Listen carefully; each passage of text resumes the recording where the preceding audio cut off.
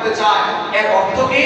অর্থাৎ ধর্মের কোনো মিল নাই, মানুষ হিসেবে যেটাকে বাস্তবায়ন করবে সেটাই হবে। তাহলে কেমন হবে? আজকে আমি সরকার, আমার মন চাই আমি যা মনে চাই তা নিয়ম বানিয়ে ফেলবো, কালকে অমুকজন সরকার, সে যা মনে চাই তাই করবে। তাহলে এই পুরা দেশটাকে, পুরা সমাজটাকে, মানুষের ব্যক্তি জীবন, সামাজিক জীবন, পারিবারিক জীবন, রাষ্ট্রীয় জীবন, জাতীয় জীবন, আন্তর্জাতিক জীবন, সর্বক্ষেত্রে একটা অরাজকতা, একটা বিশৃঙ্খলা তৈরি হবে যদি জাতিসংঘের এই কার্যালয় আমাদের দেশে যদি প্রতিস্থাপন। ফাসুবহানাল্লাযী লা ইহসা ইমতিনানুহু বিল লিসানি ওয়ালা বিল কলম ওয়া নাশহাদু আন লা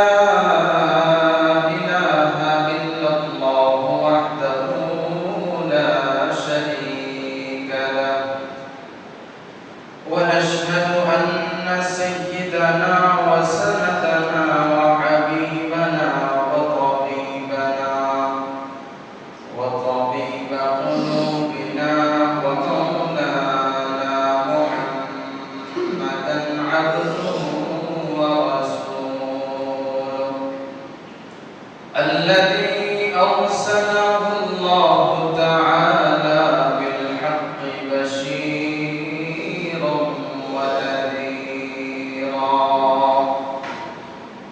وداعيا إلى الله بإذنه وسراجا وقمرا منيرا أما بعد فأعوذ بالله من الشيطان الرجيم بسم الله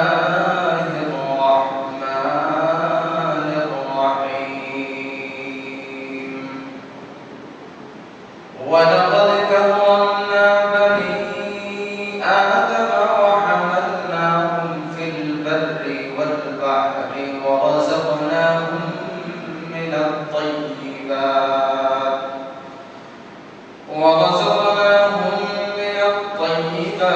وفضلناهم على كثير ممن خلقنا تفضيلا. وقال رسول الله صلى الله عليه وسلم لا فضل لعربي على عجم ولا عجمي على عربي ولا لأسود على أحمر ولا أحمر على أسود إلا بالتقوى أو كما قال النبي عليه الصلاة والسلام. صدق الله مولانا العظيم وصدق رسوله النبي الكريم ونحن على ذلك لمن الشاهدين والشاكرين والحمد لله رب العالمين. الحمد لله আল্লাহ রাব্বুল আলামিনের দরবারে অসংখ্য গণিত শুকর ও সুজুদ। আল্লাহ রাব্বুল আলামিন আমাদেরকে পবিত্র জুমার দিনে বিভিন্ন ব্যস্ততা থেকে ফারিগ হয়ে জুমার নামাজ আদায়ের লক্ষ্যে আল্লাহ তাআলার কুদরতি পাক কদমে সিজদা দেওয়ার লক্ষ্যে আল্লাহ আমাদেরকে আগে সুস্থতার সহিত মসজিদে আগে আসার এবং কিছু কথা বলা ও শোনার তৌফিক দান করেছেন। সেজন্য মহান মালিকের দরবারে কৃতজ্ঞতা স্বরূপ কালিমাত শুকর আদায় করি আলহামদুলিল্লাহ। মুহতারাম হাজিরিন, আল্লাহ রাব্বুল আলামিন তার অসংখ্য অগণিত সৃষ্টির মধ্যে সর্বশ্রেষ্ঠ জাতি, সর্বসৃষ্টি সেরা জাতি হিসেবে আল্লাহ মানুষকে সৃষ্টি করেছেন। আল্লাহ রাব্বুল আলামিন দুনিয়াতে যে হক আছে, অধিকার, এই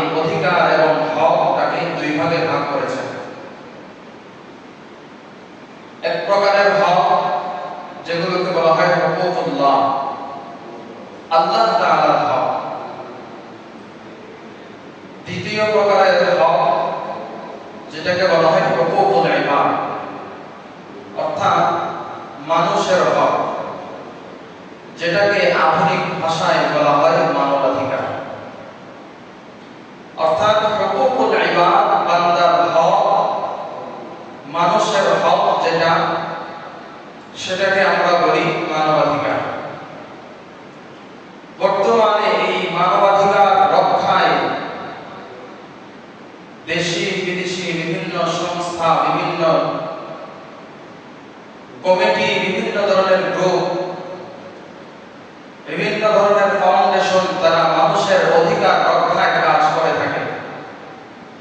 মানবাধিকার সংরক্ষণ এবং মানবাধিকার রক্ষায় তারা দেশে বিদেশে কাজ করে।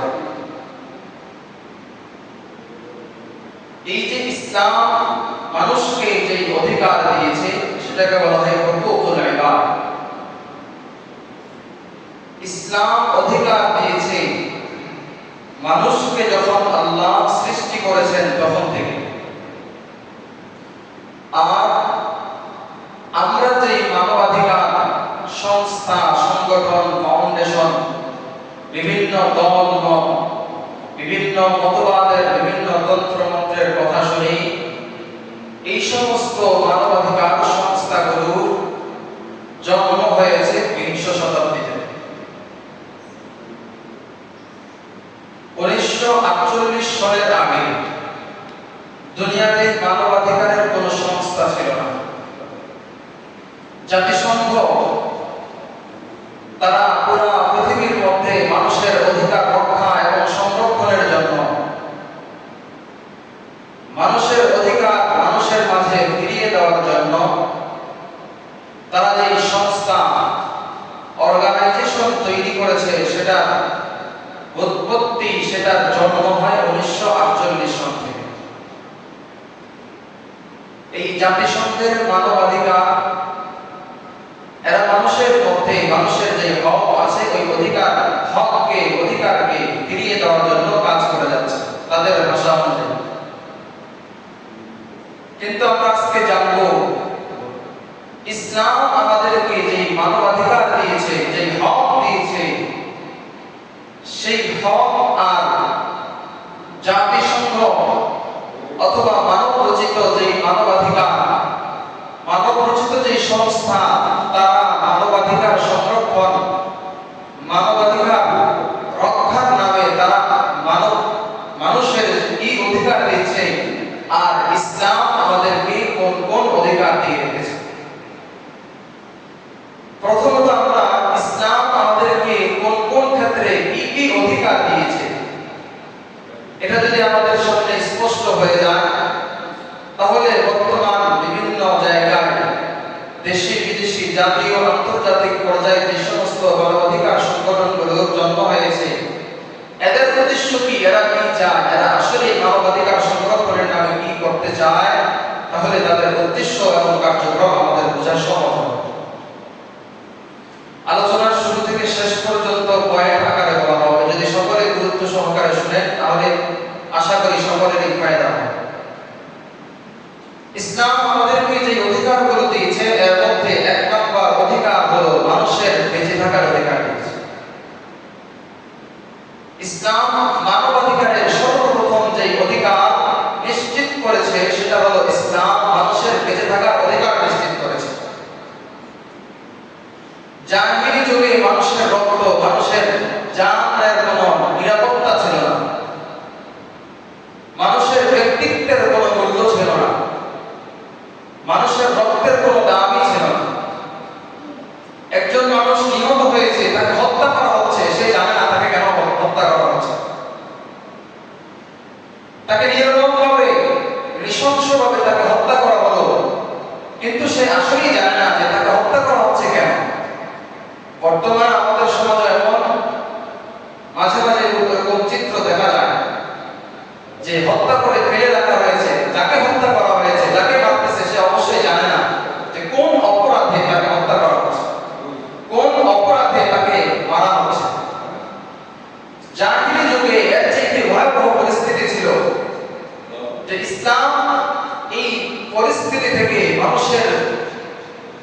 থাকার অধিকার নিশ্চিত করেছে। কোরআন ব্যর্থহীন কণ্ঠে ঘোষণা দিয়েছে, মান কাতালা নাফসান বিগাইরি নাফসিন আও ফাসাদিন ফিল আরদি ফাকান্নামা কাতালা আন-নাসা জামিআ।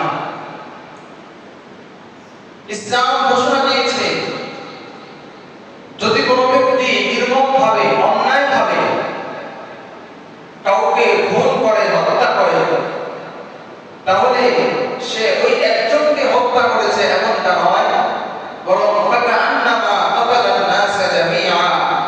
আল্লাহ পাক রব্বুল আলামিন বলেন, সে একজনকে হত্যা করে নাই, বরং সে যেন পুরো মানব সমাজকে হত্যা করেছে। তাহলে ইসলাম মানুষের বেঁচে থাকার অধিকারকে কিভাবে সংরক্ষণ করেছে?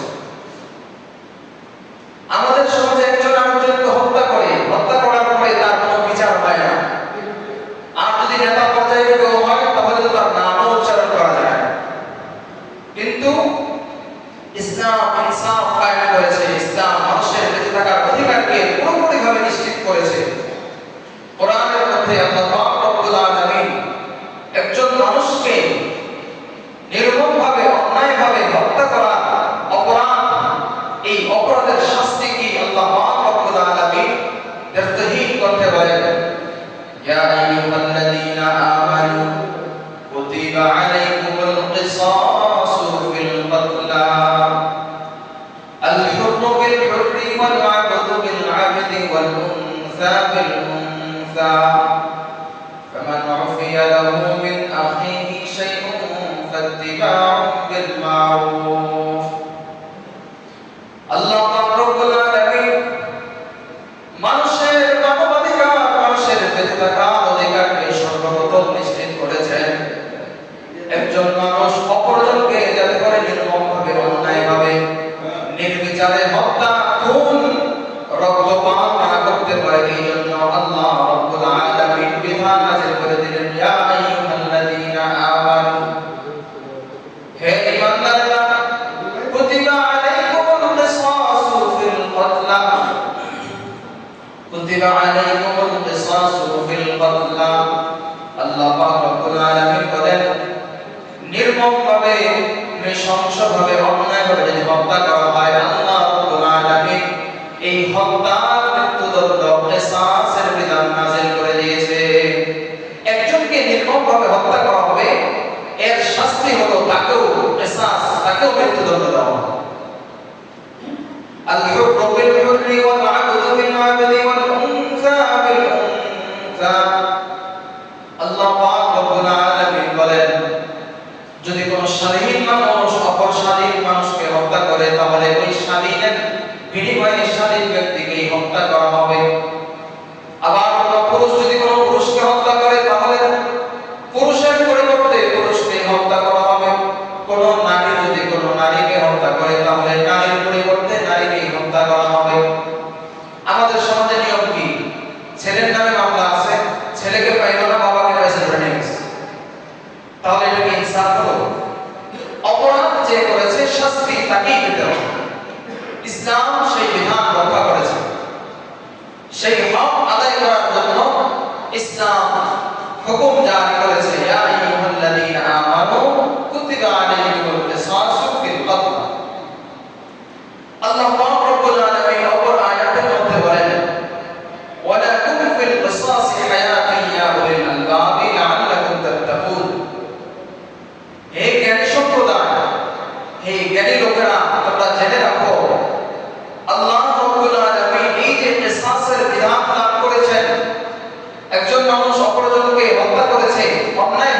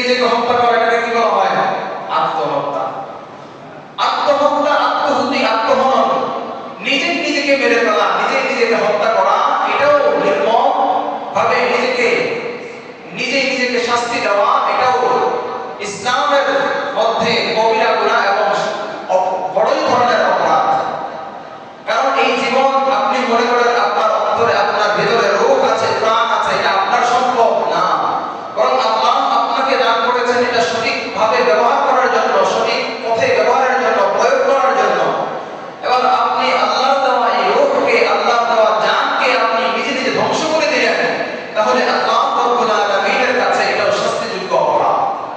এজন্যই আল্লাহ রাসূল সাল্লাল্লাহু আলাইহি ওয়াসাল্লাম হাদিসের মধ্যে ইরশাদ করেন, মান তাওয়াদ্দা ফি জাবালিন ফাকাতালা নাফসা, কেউ যদি পাহাড় থেকে এরকম ছাদ থেকে পড়ে গিয়ে নিজে নিজে আত্মহনন দেয়, আত্মহুতি দেয়, আত্মহত্যা করে, আল্লাহ রাসূল সাল্লাল্লাহু আলাইহি ওয়াসাল্লাম বলেন তার শাস্তি হলো সে জাহান্নামের মধ্যে চিরকাল থাকবে।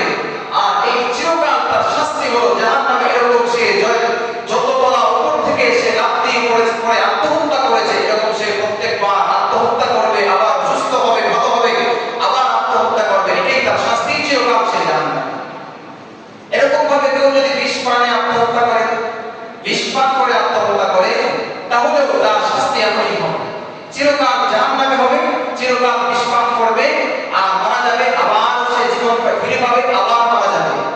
কেউ নিজেই নিজেকে ছুরিকাঘাত করে, গুলি মেরে নিজে নিজের উপরে গুলি দিয়ে আঘাত করে সে মারা গেল, আত্মহত্যা করলো, আল্লাহ রাসূল সাল্লাল্লাহু আলাইহি ওয়াসাল্লাম বলেন তার শাস্তি হলো সে এরকম জাহান্নামে চিরকাল থাকবে। সে দুনিয়াতে যেভাবে মারা গিয়েছে, আখিরাতেও সে এরকম ভাবে মারা যাবে, আবার জীবিত হবে, আবার মারা যাবে, আবার জীবিত হবে। এজন্য আল্লাহ রাসূল সাল্লাল্লাহু আলাইহি ওয়াসাল্লামের এই হাদিসের দ্বারা বোঝা যায় মানুষের জীবনের, মানুষের বেঁচে থাকার অধিকার কতটুকু মূল্যবান। একজন মুসলমানের মূল্য, একজন মানুষের মূল্য আল্লাহ রাব্বুল আলামিনের কাছে পুরো দুনিয়াতে যা কিছু আছে সব কিছু থেকে অনেক অনেক অনেক দাম। আল্লাহ রাসূল সাল্লাল্লাহু আলাইহি ওয়াসাল্লাম হাদিসের মধ্যে ইরশাদ করেন, লা যাওয়াল দুনিয়া আহওয়ানু আলাল্লাহি মিন কতলি রাজুলিন মুসলিম, কোন একজন মুসলমানকে হত্যা করা যতটুকু অপরাধ, আল্লাহ রাব্বুল আলামিনের কাছে পুরো দুনিয়া ধ্বংস হয়ে যাওয়া এর চাইতেও আরো সহজ বিষয়। তাহলে একজন মানুষের জীবনের মূল্য কতটুকু। এজন্যই তো হাদিসের মধ্যে আসছে আল্লাহ রাসূল সাল্লাল্লাহু আলাইহি ওয়াসাল্লাম বলেন, পুরা দুনিয়ার মানুষ যদি একজনকে হত্যার মধ্যে শামিল থাকে, অন্তর্ভুক্ত থাকে, শরীক থাকে, আল্লাহ রাসূল সাল্লাল্লাহু আলাইহি ওয়াসাল্লাম বলেন লা আকাব্বাহুল্লাহু ফিন-নার, একজনের হত্যার মধ্যে পুরা দুনিয়ার মানুষ অংশগ্রহণ করার কারণে এর শাস্তি স্বরূপ পুরা দুনিয়ার মানুষকে আল্লাহ রাব্বুল আলামিন জাহান্নামের মধ্যে উল্টে ফেলে দেবেন। তাহলে একজন মুসলমানের, একজন মানুষের জীবনের মূল্য কতটুকু। এজন্য ইসলাম সর্বপ্রথম যেই মানবাধিকার রক্ষা করেছে এর এক নম্বর পয়েন্ট কোনটা? মানুষের বেঁচে থাকার অধিকার। দুই নম্বর, এখানে লম্বা আলোচনা আছে, ইসলাম মানুষের বেঁচে থাকার অধিকার, যুদ্ধক্ষেত্র নিরাপত্তা নিশ্চিত করেছে। কারণ যুদ্ধের মধ্যে কোনো বৃদ্ধকে হত্যা করা যায় না, কোনো নারীর উপরে আঘাত করা যায় না, কোনো শিশুর উপরে আঘাত করা যায় না, এটা ইসলাম এই বিধান নিশ্চিত করেছে। তাহলে বোঝা গেল একজন নারী যদি যুদ্ধে যায়, তাহলে ওই নারী যুদ্ধে যাওয়ার কারণে অপরাধী ঠিক আছে, কিন্তু তার উপরে শাস্তি, তাকে হত্যা করা যাবে না, তার উপরে আঘাত করা যাবে না। ওই নারী, ওই শিশু, ওই বৃদ্ধ বৃদ্ধা সেখানে নিরাপদ। এরকম ভাবে ইসলাম মানুষের বেঁচে থাকার অধিকার সম্পূর্ণ নিশ্চিত করেছে। দুই নম্বর, ইসলাম যে মানবাধিকার রক্ষা করেছে এর দ্বিতীয় নম্বর হলো ইসলাম মানুষের মান সম্মান এবং মানুষের সম্পদের নিরাপত্তা নিশ্চিত করেছে। মানুষের প্রত্যেকটা মানুষের মান, মর্যাদা, সম্মান রয়েছে। একজন কালো, আমি তাকে নিয়ে ঠাট্টা করলাম, আমি সুন্দর হিসেবে তাকে ঠাট্টা করলাম। একজন আমার থেকে যোগ্যতায় একটু কম, আমি তাকে নিয়ে হাসাহাসি করলাম। একজন আমার থেকে ধন সম্পত্তিতে কম, এজন্য আমি তার উপরে হাসি বিদ্রুপ করলাম। ইসলাম আমাকে সেই অনুমতি দেয় নাই, বরং ইসলামে মানবাধিকার রক্ষা করেছে। ওই বান্দা কালো হোক, ধলা হোক, তার যেরকম অধিকার, আমি বুঝি ওই কামার, ওই কাতি, জেলে কুমার, কামার তামার যাই হই না কেন, আপনি যত বড় উঁচু মর্যাদার অধিকারী হবেন, আমাকে আপনার কোনো কিছুই বলার অধিকার নাই। কারণ আমাকে আল্লাহ রাব্বুল আলামিন বান্দা হিসেবে স্বীকৃতি দান করেছেন, আপনিও আল্লাহ রাব্বুল আলামিনের কাছে একজন বান্দা। তাহলে আমার দাম যেরকম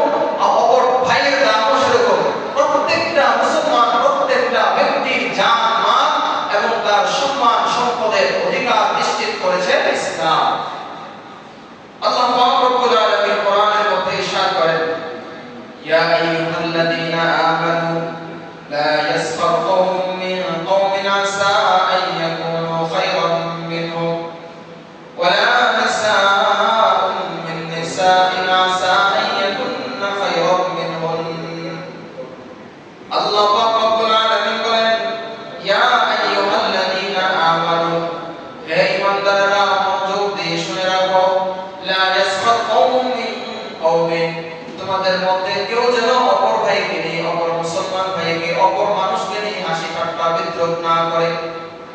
আসা আইয়াকুনু খায়রাম মিনহুম, হতে পারে দুনিয়াতে তুমি মানুষের কাছে সম্মানী, মানুষের কাছে মর্যাদার পাত্র, কিন্তু আখিরাতের ময়দানে আল্লাহ রাব্বুল আলামিনের কাছে তোমার এক পয়সার মূল্য থাকবে না। ওয়ালা নাসাউন মিন নিসাইন, এমনভাবে কোনো মহিলা যেন অন্য কোনো মহিলাকে নিয়ে হাসি ঠাট্টা বিদ্রুপ না করে, তামাশা না করে, কারণ আসা আইয়াকুন্না খায়রাম মিনহুন্না, কারণ আল্লাহ পাক রব্বুল আলামিন বলেন দুনিয়াতে ওই নারী, ওই মহিলার সম্মান হয়তো অনেকের উপরে সর্বাগ্রে, কিন্তু আল্লাহ পাক রব্বুল আলামিনের দরবারে দুনিয়াতে ওই যে নিচু মানুষটাকে যারা তোমরা অসম্মান করেছো, যাকে মর্যাদাহানি করেছো, যাকে নিয়ে হাসাহাসি ঠাট্টা বিদ্রুপ করেছো, আল্লাহ রব্বুল আলামিনের কাছে তার মর্যাদা সবার চেয়ে বেশি। ওয়ালা তালমিসু আনফুসাকুম ওয়ালা তানাবাসু বিল আলকাব, তোমরা একজন আরেকজনকে কষ্ট দিও না, আবার একজন আরেকজনের নাম বিকৃতি করো না, কারণ উপাধি নিয়ে হাসি ঠাট্টা বিদ্রুপ করো না। বাবা ছেলের নাম রেখেছে আব্দুল জব্বার, আমরা হাসি ঠাট্টা বিদ্রুপ করে তার নামটা কি জব্বারিয়া। বাবা নাম রেখেছে আব্দুল কুদ্দুস, কত সুন্দর একটা নাম আল্লাহর নামের সাথে মিলায়া, কিন্তু বান্দা তাকে নামটাকে কুদ্দুসা। এরকম ভাবে যত ধরনের নাম আছে আল্লাহ রাব্বুল আলামিন বলেন ওয়ালা তানাবাসু বিল আলকাব, তোমরা মানুষের নাম বিকৃতি করে ডাকো না। বিসাল ইসমুল ফুসুক বাদাল ঈমান, কারণ ঈমানের পরে আল্লাহ রাব্বুল আলামিনের কাছে সবচাইতে নিকৃষ্ট নাম বিসাল ইসমুল ফুসুক, নিকৃষ্ট নাম যেগুলো, এগুলো আল্লাহর কাছে ভালো নয়। এজন্য ভালো ভালো নাম রাখা, ভালো নাম রাখার কারণে আমরা আল্লাহ রাব্বুল আলামিনের সাথে সাদৃশ্যপূর্ণ যে সমস্ত নামগুলো আছে, এই সমস্ত নামগুলোকে বিকৃত করার কারণে আমরা ওই ব্যক্তির মান সম্মান হানি করলাম, তা নয় বরং আল্লাহ রাব্বুল আলামিনের গুণবাচক নাম নিয়ে আমরা হাসি ঠাট্টা করলাম, আল্লাহ রাব্বুল আলামিনের গুণবাচক নামকে আমরা বিকৃত করলাম। আল্লাহ রাব্বুল আলামিনের গুণকে নিয়ে বিকৃত করলে যে পরিমাণ অপরাধ, একজন মানুষের নামকে নিয়ে বিকৃত করলে সেই পরিমাণ অপরাধে সাব্যস্ত হবে। এইজন্য ওয়ালা তানাবাসু বিল আলকাব, আল্লাহ রাব্বুল আলামিন বলেন লা তানাবাসু বিল আলকাব, একজন আরেকজনের উপাধি নিয়ে একজন আরেকজনের মান সম্মান হানি করো না, একজন আরেকজনের নামকে বিকৃত করো না। ইসলাম মানুষের মান সম্মান সম্পত্তি অধিকার নিশ্চিত করেছে। আল্লাহ রাব্বুল আলামিন বলেন ইয়া আইয়ুহাল্লাযীনা আমানু ইজতানিবু কাসীরাম মিনাজ যন্ন ইন্না বা'দাজ যন্নি ইসম, আমরা একে অপরকে অনেক সময় সন্দেহ করি। এই সন্দেহের কারণে অনেক সময় কয়েক মাস আগে অথবা কত বছর এমন গেছে, গুজবের কারণে নিরপরাধ মানুষকেও মানুষ পিটে হত্যা করে দিয়েছে, হয় নাই? যে তাকে চোর সাব্যস্ত করেছে, অথচ আসলে সে অপরাধী নয়, কিন্তু ওই যে ধারণা করার কারণে সন্দেহ করে তাকে গণধোলাই দিয়ে তাকে পিটিয়ে হত্যা করা হয়েছে। এজন্য আল্লাহ রাব্বুল আলামিন বলেন ইজতানিবু কাসীরাম মিনাজ যন্ন, তোমরা যে ধারণা করো এই অধিকাংশ ধারণাই হলো ইসমুন, অন্যায়, অপরাধ।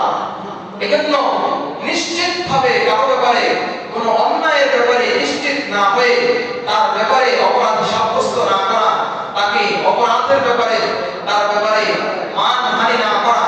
এজন্য ইসলাম মানুষের দ্বিতীয় যে অধিকার, মানবাধিকার রক্ষা করেছে, সেটা হলো মানুষের জান মালের সংরক্ষণের নিশ্চয়তা দান করেছে। ইসলাম মানুষের সম্পত্তির নিরাপত্তা দান করেছে। আল্লাহ পাক রব্বুল আলামিন মানুষের সম্পদ যাতে করে হেফাজতে থাকে, মানুষের সম্পদ যাতে করে একজন আরেকজন নিরাপরাধ অন্যায়ভাবে যাতে করে একজন আরেকজনের সম্পদকে হ্রাস করতে না পারে, এজন্য কোরআনের মধ্যে আল্লাহ পাক রব্বুল আলামিন বিধান নাযিল করে দিয়েছেন। আল্লাহ রাব্বুল আলামিন বলেন আস-সারিকু ওয়াস-সারিকাতু ফাকতাউ আইদিয়াহুমা জাযাআন বিমা কাসাবা নাকালাম মিনাল্লাহ। আল্লাহ রাব্বুল আলামিন বলেন কোন চোর যদি চুরি করে, তাহলে ফাকতাউ আইদিয়াহুমা, তাদের উভয় হাত কেটে দাও। এটা কেন? জাযাআন বিমা কাসাবা, তার অপরাধের শাস্তি স্বরূপ। নাকালাম মিনাল্লাহ, আল্লাহ বলেন শুধু শাস্তি নয়, বরং এটা দৃষ্টান্তমূলক শাস্তি।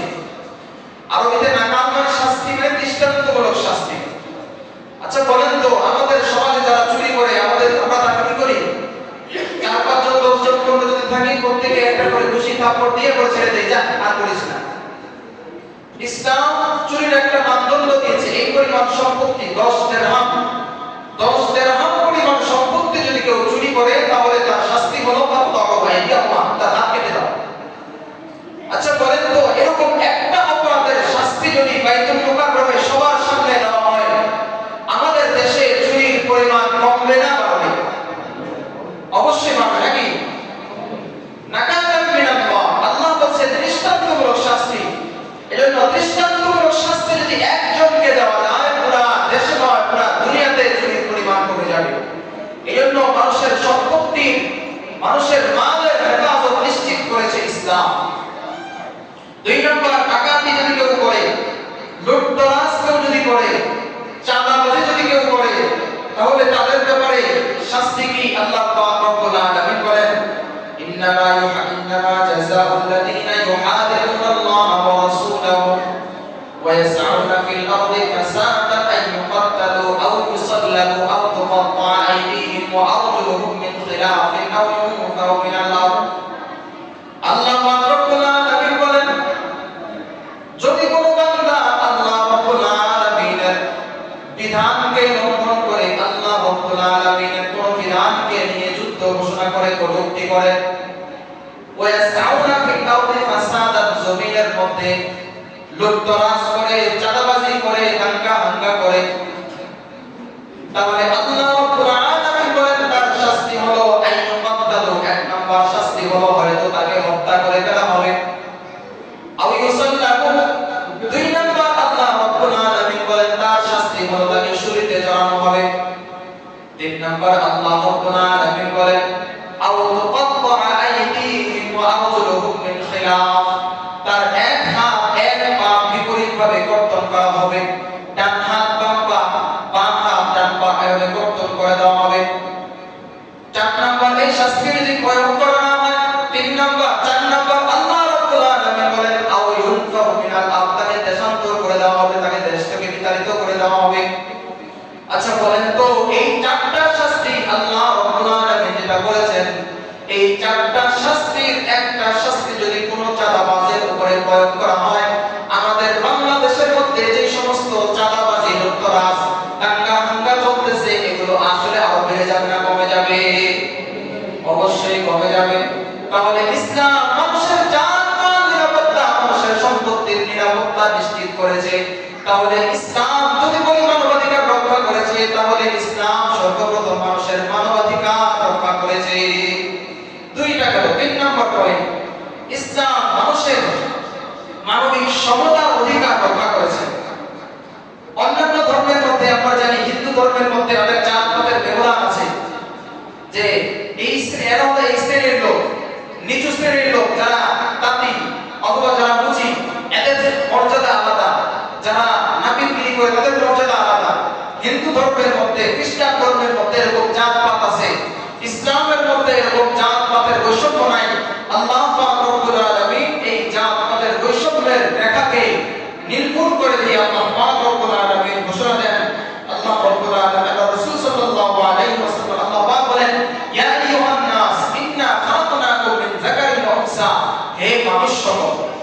দেখেন আগের যে আয়াতগুলো বলেছে, সেখানে আল্লাহ রাব্বুল আলামিন ঘোষণা দিয়েছেন ইয়া আইয়ুহাল্লাযীনা আমানু, হে ঈমানদারেরা। এই আয়াতের মধ্যে আল্লাহ স্পষ্ট ঘোষণা দেন ইয়া আইয়ুহান নাস, হে মানুষ সকল। এখানে ইসলাম মানে না, যারা মুসলমান, যারা বেঈমান, সকলেই সমান। আল্লাহ বলেন ইয়া আইয়ুহান নাস ইন্না খালাকনাকুম মিন যাকারিন ওয়া উনসা ওয়া জাআলনাকুম শুউবান ওয়া ক্বাবাইলা লিতাআরাফু। আল্লাহ পাক বলেন, আমি তোমাদেরকে সৃষ্টি করেছি এক মানব আর এক মানবী থেকে, একজন পুরুষ আর একজন নারী থেকে তোমাদেরকে সৃষ্টি করেছি। কেন সৃষ্টি করেছি? ওয়া জাআলনাকুম শুউবান, তোমাদেরকে বিভিন্ন গোত্রের বানিয়েছি, বিভিন্ন গোত্র থেকে, কেউ সৈয়দ বংশে, কেউ খান বংশে, একজন এক এক বংশের কেন বলে তাআফু, যাতে করে তোমরা পারস্পরিক এক একজন আরেকজনের সাথে পরিচয় লাভ করতে পারো। তুমি ঢাকায় আসছো, তোমার বাড়ি কোথায়? আমার বাড়ি কুমিল্লা, আমার বাড়ি চাঁদপুর, নোয়াখালী, চিটাগাং, যাতে করে পরিচয় লাভ করতে পারো। আবার বিদেশে গিয়েছো, ভাই তোমার বাড়ি কোথায়? আমার বাড়ি পাকিস্তান, আমার বাড়ি বাংলাদেশ, আমার বাড়ি আমেরিকা। এটার মানে এই নয় তাআফু। আল্লাহ পাক রব্বুল আলামিন বলেন, তাহলে যারা আমেরিকায় থাকে তাদের দাম বেশি নাকি যারা বাংলাদেশের অধিবাসী তাদের দাম কম? আল্লাহ বলেন না, ইন্না আকরামাকুম ইনদাল্লাহি আতকাকুম। তোমাদের মধ্যে যার কাছে তাকওয়া ধন দৌলতটা আছে, যার কাছে বেশি, যত বেশি তাকওয়া আছে, সেই আল্লাহর কাছে সবচেয়ে বেশি দামি। এবার আমেরিকার ওয়াশিংটনে যে জন্মগ্রহণ করেছে সেই বাংলাদেশী থেকে অনেক দামি হয় না? বাংলাদেশের একটা বস্তিতেও জন্মগ্রহণ করে যদি তার মধ্যে তাকওয়ার পরিমাণ বেশি থাকে, আল্লাহ বলেন এই বান্দাই আমার কাছে সবচেয়ে দামি। তাহলে তৃতীয় নম্বরে ইসলাম মানুষের মাঝে সমান অধিকার রক্ষা করেছে। এই যে মানবাধিকার সংস্থাগুলো সমান অধিকার বলে বলি আমরা, তারা কি অধিকার দিয়েছে আমরা সামনে আলোচনা করব। ইসলাম মানুষের তৃতীয় যে অধিকার রক্ষা করেছে সেটা হলো মানুষকে বহুত্ববাদের করাল গ্রাস থেকে মানুষকে আল্লাহ মুক্তি দান করেছেন। যারা অমুসলমান, যারা হিন্দু, তারা গাছের পূজা করে, মাছের পূজা করে, পাথরের পূজা করে, যা পায় সেটারই পূজা করে, এমনকি তারা লিঙ্গেরও পূজা করে। তাহলে এই জাতি থেকে সব একটা নিকৃষ্ট বস্তু, সেটাকে যাতে তারা মাথা নত করে, আল্লাহ রাব্বুল আলামিন বলেন, তুমি মানুষ, আমি তোমাকে আশরাফুল মাখলুকাত হিসেবে সৃষ্টি করেছি, তুমি কেন একটা নিচু জাতির সামনে তুমি মাথা নত করবা? বরং তোমাকে যিনি সৃষ্টি করেছেন, তোমার খালেক যে একমাত্র, তার সামনে যে মাথা নত করবা। ওয়া'বুদুল্লাহ ওয়া লা তুশরিকু বিহি শাইআ, একমাত্র আল্লাহর ইবাদত বন্দেগী করো, অন্য কারোর সাথে কাউকে শরীক করার সুযোগ নেই। ৫ নাম্বার, ইসলাম মানুষের যে অধিকার নিশ্চিত করেছে সেটা হলো শিক্ষা দীক্ষার অধিকার। আমরা জানি জাহেলি যুগে মানুষের শিক্ষার কোনো মূল্য ছিল না। মানুষ যদি অশিক্ষিত থাকতো তাহলে তারা নিজেদেরকে উম্মি বলে, নিরক্ষর বলে পরিচয় দিয়ে তারা নিজেদেরকে গর্ববোধ করত। আল্লাহ রাসূল সাল্লাল্লাহু আলাইহি ওয়াসাল্লামের আগমনের পরে আল্লাহ রাব্বুল আলামিন আল্লাহ রাসূলের মাধ্যমে ঘোষণা দিলেন, আল হিকমাতু আল কালিমাতুত তাইয়্যিবা ওয়া কালিমাতুল হিকমাতু দাল্লাতুল মুমিন, যে মানুষের একটা হিকমতপূর্ণ প্রজ্ঞাপূর্ণ কথা বাক্য, এটা হলো মুমিনের হারানো সম্পদ। সুতরাং মুমিন যেখানে একটা হিকমতপূর্ণ জ্ঞানের একটা কথা শুনবে, সেখান থেকে সে সেটাকে উড়িয়ে দিবে। এর মাধ্যমে ইসলাম মানুষের শিক্ষা দীক্ষার অধিকারকে পুরোপুরি নিশ্চিত করেছে। ৬ নম্বর, ইসলাম মানুষের মানবাধিকার রক্ষা করতে গিয়ে মানুষের ন্যায় বিচার নিশ্চিত করেছে। এখানে এসে সমস্ত রাষ্ট্র, সমস্ত মন্ত্র, সমস্ত ইজম, তন্ত্র মন্ত্র সব কিছু মাটিতে লুটিয়ে পড়ে, কারণ তারা ইনসাফ কায়েম করতে পারে না। কিন্তু ইসলাম যে বিধান দিয়েছে, এই বিধানের কারণে ইসলাম মানুষের পরিপূর্ণ ন্যায় ইনসাফ, ন্যায় বিচারের অধিকার নিশ্চিত করেছে। একটা ঘটনা, মক্কা বিজয়ের পরে এক মহিলা ফাতেমা নাম মাখজুমি গোত্রের, এই মাখজুমি গোত্র এটা হলো নবীজির যে বংশ, কুরাইশ গোত্রের উপশাখা। মক্কা বিজয়ের পরে ওই মহিলা চুরি করেছিল। এবার সাহাবায়ে কেরাম পরামর্শে বসলেন, এই মহিলার উপরে যদি হক প্রয়োগ করা হয়, দণ্ড প্রয়োগ করা হয়, শাস্তি দেওয়া হয়, তাহলে আমাদের বংশের উপরে চুলকানি পড়বে, আমাদের বংশের নাম যাবে, বংশের মধ্যে আমাদের বংশের উপরে আমাদের অন্য বংশের লোকেরা আমাদেরকে নিয়ে হাসি ঠাট্টা করবে, কথা বলবে। এজন্য একটা ব্যবস্থা করা যায়, আল্লাহর রাসূলের সামনে কাউকে এমন দাঁড় করানো যায় কিনা যে আল্লাহর রাসূলের সামনে গিয়ে এই মহিলার জন্য সুপারিশ করবে, যাতে করে আল্লাহর রাসূল এই মহিলার শাস্তিটাকে কিছুটা কমিয়ে দেয়। এবার কাকে পাঠাবেন? সবাই পরামর্শ করলেন। আল্লাহর রাসূল সাল্লাল্লাহু আলাইহি ওয়াসাল্লামের একজন পালক পুত্র ছিল হযরত যায়েদ ইবনে হারিসা, তার ঘর থেকে আল্লাহর রাসূলের একটা নাতি হয়েছিল উসামা ইবনে যায়েদ। হযরত উসামা রাদিয়াল্লাহু তাআলা আনহুকে আল্লাহর রাসূল অনেক ভালোবাসতেন, পছন্দ করতেন, যা বলতেন তাই শুনতেন। হাসান হুসাইনকে যেরকম ভালোবাসতেন, উসামাকেও এরকম ভালোবাসতেন। এবার সাহাবায়ে কেরাম পরামর্শ করলেন, তাহলে তাকে প্রেরণ করা হোক। হযরত উসামা রাদিয়াল্লাহু তাআলা আনহু গেলেন আল্লাহর রাসূলের কাছে, ওই ইমরাতে মাখজুমিয়ার শানের তাকে আল্লাহর রাসূলের কাছে এই সুপারিশ করা হলো। আল্লাহর রাসূল সাল্লাল্লাহু আলাইহি ওয়াসাল্লামের তখনকার পরিস্থিতি হাদিসের মধ্যে যতদিন করতে বলা হয়, ফালাম্মা তাতাবারা ওয়াজহু রাসূলুল্লাহ রাসূল শুনলেন, আল্লাহর রাসূলের চেহারা লাল বিবর্ণ হয়ে গেল। আল্লাহর রাসূলের চেহারা বিবর্ণ হয়ে গেল। এবার আল্লাহর রাসূল সাল্লাল্লাহু আলাইহি ওয়াসাল্লাম যে উক্তি পেশ করেছেন, এটা কিয়ামত পর্যন্ত আগত সমস্ত উম্মতের জন্য চিরস্মরণীয়। আল্লাহর রাসূল সাল্লাল্লাহু আলাইহি ওয়াসাল্লাম বলেন, আতাশফাউ ফি হাদ্দিন মিন হুদুদিল্লাহ, মুসলমান তোমার সাহস কত বড়, আল্লাহ তাআলার বিধানের ব্যাপারে তুমি সুপারিশ করতে এসেছো। শুনে রাখো, লাউ আন্না ফাতিমাতা বিনত মুহাম্মদ সাবাকাত লাকাতাতু ইয়াদাহা, আমার কলিজার টুকরা সন্তান ফাতিমাও যদি চুরির কাজে অংশগ্রহণ করত, তাহলে আমি নিজেই তার হাত কেটে দিতাম। তাহলে এই হাদিসের মাধ্যমে, এই বর্ণনার মাধ্যমে আমরা কি শিখতে পারি, কি জানতে পারি?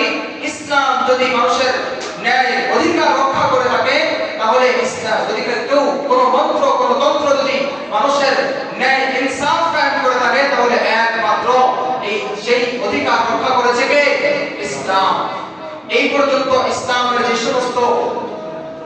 যে সমস্ত মানবাধিকারগুলো আছে, অধিকারের কথাগুলো বললাম। আরো অনেক কথা আছে যে ইসলাম মানুষের রাজনৈতিক অধিকার রক্ষা করেছে, মানুষের মধ্যে নারীর অধিকার, যারা যে নারীর অধিকার রক্ষা করেছে, যারা শ্রমিক শ্রেণী আছে তাদের অধিকার রক্ষা করেছে। তাহলে ইসলাম যদি আমাদেরকে সমস্ত অধিকার দিয়ে থাকে, আমাদের সমস্ত অধিকার নিশ্চিত করে থাকে, তাহলে জাতিসংঘ এসে আমাদের দেশে নতুন করে আমাদেরকে কোন অধিকার শিখাতে চায়? তারা আমাদেরকে কোন অধিকার শিখাতে চায়? তাদের উদ্দেশ্য কি? তাদের উদ্দেশ্য আমরা ভালো করে জানি। পৃথিবীর মধ্যে 14টা কান্ট্রির মধ্যে এই জাতিসংঘ তাদের কার্যালয় স্থাপন করেছে। তারা সেখানে কি কি কর্মকাণ্ডগুলো করেছে সেটা আমাদের ভালো করে জানা আছে। 2 মিনিটের মধ্যে সংক্ষেপে বলে দেই, পয়েন্ট আকারে, যে তারা তাদের যে সমস্ত কার্যক্রমগুলো আছে, তাদের মূল কার্যক্রমগুলো কি কি। তারা আমাদের বাংলাদেশে এসে আমাদের দেশকে অস্থিতিশীল করতে চায়। আমার বাংলাদেশে, আমার সোনার দেশে এই ধর্মপ্রাণ ধর্মপ্রেমী মানুষদেরকে বিপথে নিয়ে যেতে চায়। কিভাবে নিয়ে যেতে চায়? তাদের মূল কার্যক্রমগুলো কি? এর মধ্যে 1 নাম্বার হলো, তাদের প্রধান কার্যক্রম হলো, তাদের যেই নাম হলো তাদের universal declaration of human rights, অর্থাৎ মানবাধিকার তাদের জাতিসংঘের। এর যে ধারাগুলো আছে, এর মধ্যে 1 নাম্বার ধারা হলো সেকুলারিজম, ধর্মনিরপেক্ষতা।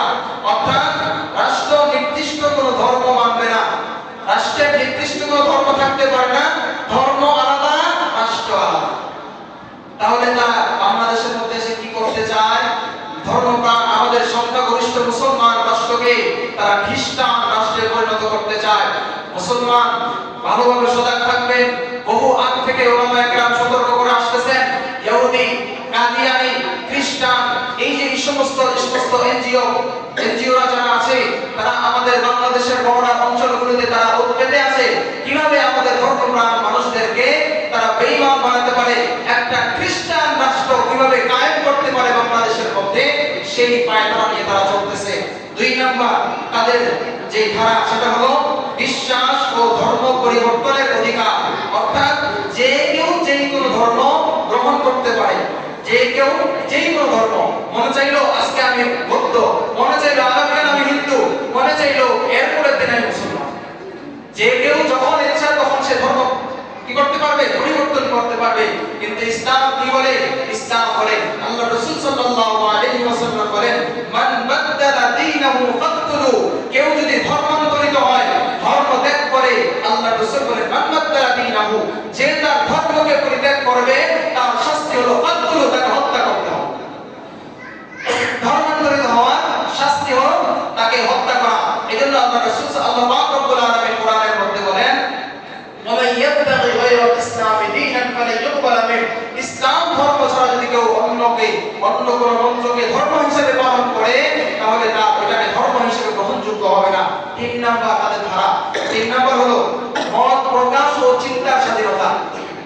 আমরা দেখেছি বিভিন্ন সময় নবীজিকে নিয়ে কটূক্তি করা হয়, বিভিন্ন সময় বিভিন্ন রাষ্ট্রের মধ্যে আল্লাহকে নিয়ে কটূক্তি করা হয়।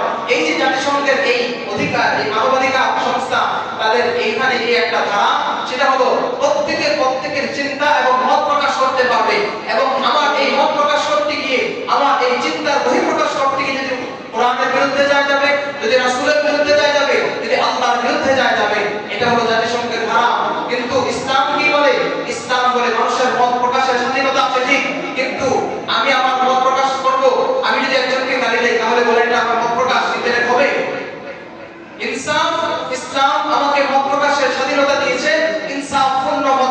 হতে হবে, হক হতে হবে, অন্যের সম্মানে আঘাত না হানে এরকম কথা হতে হবে। তাহলে এই মত প্রকাশের স্বাধীনতা ইসলাম দিয়েছে। কিন্তু তারা এই যে মত প্রকাশের স্বাধীনতা আমার দেশে বাস্তবায়ন করতে চায়, তাহলে তারা ওই যে বললাম মানুষকে খ্রিস্টান রাষ্ট্রে পরিণত করার পরে তারা করতেছে 3 নাম্বার সমকামিতার মতো এলজিবিটি অথবা ট্রান্সজেন্ডারের মতো যে মতাদর্শকে তারা সেটা বাস্তবায়ন করে। বাংলাদেশে যাকে এই জাতিসংঘের পক্ষ থেকে বাংলাদেশে যাকে পাঠানো হচ্ছে বা পাঠানো হওয়ার যে সিদ্ধান্ত হয়েছে, সে কত একজন সমকামী এলজিবিটির সাপোর্টার। তাহলে সে যদি বাংলাদেশে আসে, সে আমাদের জন্য কোন অধিকার রক্ষা করবে? এইজন্য তাদের একটা ধারা হলো তারা সমকামিতার অধিকার বাস্তবায়ন করতে চায়। 5 নাম্বার তাদের ধারা হলো তারা নারীর পূর্ণ স্বাধীনতা ও লিঙ্গ সমতা, অর্থাৎ নারী যেভাবে ইচ্ছা সেভাবে চলবে, নারী পুরুষের সর্বদা সর্বক্ষেত্রে সমান মর্যাদা ও অধিকার দিবে, এবং নারী যা মনে চায় তারা করবে। নারীর সর্বক্ষেত্রে সমান অধিকার, কিন্তু ইসলাম বলে হ্যাঁ নারী এবং পুরুষের সমান অধিকার ঠিক, কিন্তু মর্যাদার দিক থেকে, দায়িত্বের দিক থেকে নারী পুরুষের দায়িত্বের দিক থেকে সমতা নাই। অর্থাৎ আল্লাহ পাক রব্বুল আলামিন বলেন আর-রিজালু কাওয়ামুনা আলা নিসা, একজন পুরুষ রিকশা চালাতে পারে, নারী তুমি যদি সমান অধিকার চাও তাহলে তুমি আমাদের রিকশা চালাও। তাহলে কি বলেন? নারী পুরুষ সমান অধিকার ঠিক, কিন্তু দায়িত্বের ক্ষেত্রে এবং মর্যাদার ক্ষেত্রে নারী পুরুষের সমান অধিকার নয়, কিন্তু এমনিতে তাদের সমান অধিকার। 5 নাম্বার 6 নাম্বার দেহের উপর পূর্ণ অধিকার, অর্থাৎ আমার দেহ আমার সিদ্ধান্ত, শরীর আমার সিদ্ধান্ত আমার। কয়েকদিন আগে আন্দোলন হয়েছিল বাংলাদেশে যে আমার শরীর, আমি আমার শরীরকে যৌন বিকৃতি করব, আমি সমলিঙ্গী বিবাহ করব, পুরুষে পুরুষে বিবাহ হবে, নারী নারীতে বিবাহ হবে, এই অধিকার তারা বাস্তবায়ন করতে চায়। ইসলাম বলে না, এই সমান অধিকারের নামে এই যৌন বিকৃতির অধিকার ইসলাম সমর্থন করে না। 7 নাম্বার ধর্মীয় আইন বাতিল করে মানবিক আইন কায়েম করা, অর্থাৎ ধর্মীয় যে সমস্ত আইনগুলো আছে এগুলোকে বাতিল করে দিবে, বাতিল করে মানবিক যে সমস্ত অধিকারগুলো আছে তারা সেটা বাস্তবায়ন করতে চায়। এর অর্থ কি? অর্থাৎ ধর্মের কোনো মিল নাই, মানুষ হিসাবে যেটাকে বাস্তবায়ন করবে সেটাই হবে। তাহলে কেমন হবে? আজকে আমি সরকার, আমার মন চাই আমি যা মনে চাই তার নিয়ম বানিয়ে দেবো, কালকে অমুকজন সরকার সে যা মনে চাই তাই করবে। তাহলে এই পুরা দেশটাকে, পুরা সমাজটাকে, মানুষের ব্যক্তি জীবন, সামাজিক জীবন, পারিবারিক জীবন, রাষ্ট্রীয় জীবন, জাতীয় জীবন, আন্তর্জাতিক জীবন, সর্বক্ষেত্রে একটা অরাজকতা, একটা বিশৃঙ্খলা তৈরি হবে যদি জাতিসংঘের এই কার্যালয় আমাদের দেশে যদি প্রতিস্থাপন করা হয়।